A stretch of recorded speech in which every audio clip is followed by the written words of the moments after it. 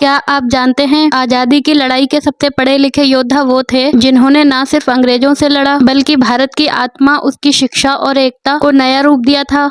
जी हाँ, मैं बात कर रही हूँ मौलाना अबुल कलाम आजाद की। हेलो दोस्तों, आप सुन रहे हैं इतिहास काल, जहां हम लाते हैं इतिहास के वो पन्ने जो हमें आज भी प्रेरित करते हैं। आज हम बात करेंगे एक ऐसे महान व्यक्ति की जो एक साथ विद्वान, स्वतंत्रता सेनानी, लेखक और भारत के पहले शिक्षा मंत्री थे, मौलाना अबुल कलाम आजाद। प्रारंभिक जीवन।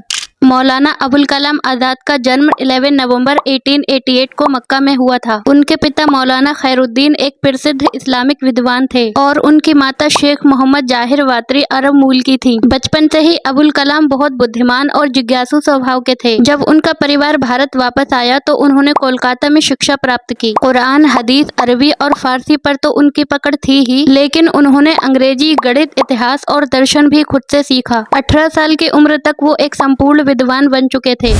पत्रकारिता और विचारधारा। 1905 में जब बंगाल विभाजन हुआ तब युवा अबुल कलाम ने अंग्रेजी सरकार के खिलाफ लेख लिखने शुरू किए। उन्होंने अपने अखबार अल हिलाल के जरिए देश के लोगों में आजादी की भावना जगाई। अंग्रेज सरकार ने उनके इस अखबार पर कई बार पाबंदी लगाई, लेकिन उन्होंने हार नहीं मानी। उन्होंने कहा था, कलम से निकले शब्द तलवार से ज्यादा असरदार होते हैं। आजादी की लड़ाई।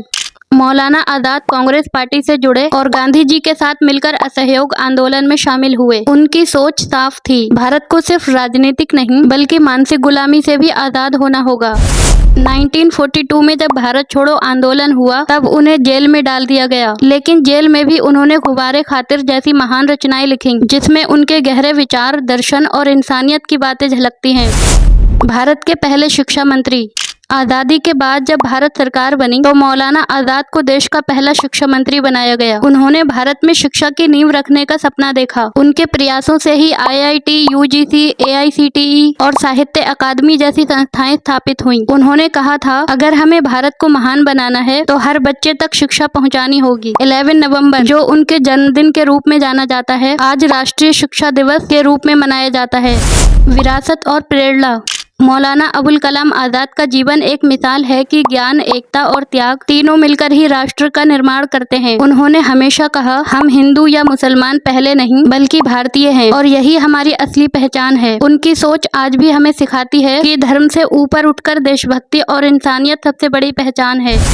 अगर आपको मौलाना आजाद की ये प्रेरक कहानी पसंद आई हो तो वीडियो को लाइक करें, इतिहास प्रेमियों तक पहुंचाने के लिए शेयर करें और ऐसी ही और अनसुनी कहानियां जानने के लिए इतिहास काल को सब्सक्राइब करना ना भूलें, क्योंकि कभी कभी एक कलम, एक विचार और एक सच्चा इरादा पूरी दुनिया बदल देता है। मौलाना आजाद ने साबित किया कि शिक्षा और एकता ही सच्ची आजादी की पहचान है।